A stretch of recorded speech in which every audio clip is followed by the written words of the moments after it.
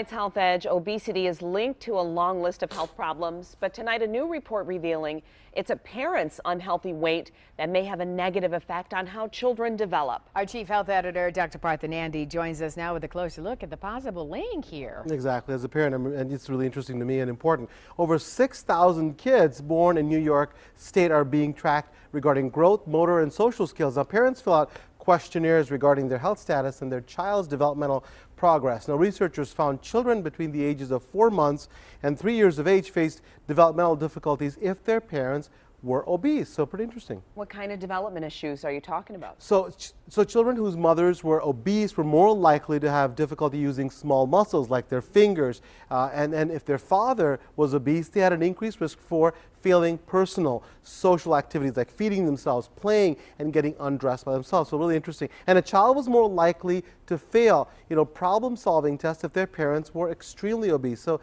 it's interesting associations. Being overweight is so tough. So tell us, what are some of the causes of obesity? It's very complex. But obesity can be the result of a combination of causes and factors. They're genetic, behavioral, and hormonal influences too. But typically, when you eat more calories and you burn off, your body stores these extra calories as fat. Leading an inactive lifestyle and eating unhealthy also plays a role. Medical causes like Prader-Willi syndrome and Cushing syndrome can cause weight gain, but they're usually quite rare. So what can we do, Doc? Yeah, so my prescriptions always have them. So being obese comes with many health consequences. Losing weight and keeping it off is not an easy task. Those who are obese may need to work with health professionals to make lasting changes. So here's my prescriptions. You know what? There is no perfect weight loss diet. To me, the key is to cut calories, talk to your doctor, determine the amount you should consume. Number 2, make healthier food choices, right? Plant-based foods, whole grain carbs, and lean source of protein are excellent choices. Number 3, keep away from processed foods or restrict them. They're mostly loaded with empty calories, fat, salt, and sugar.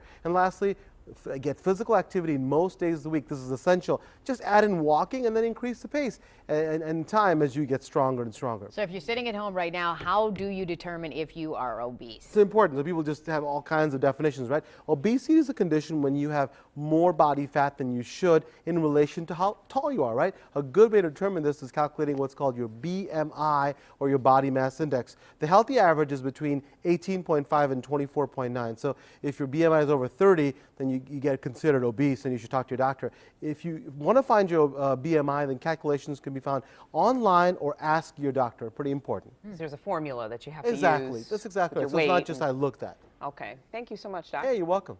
Well, if you have a question or health concern for the good doctor, you can email him at drnandy@WXYZ.com. Send it to us, Facebook, Twitter, and we'll get it right to him.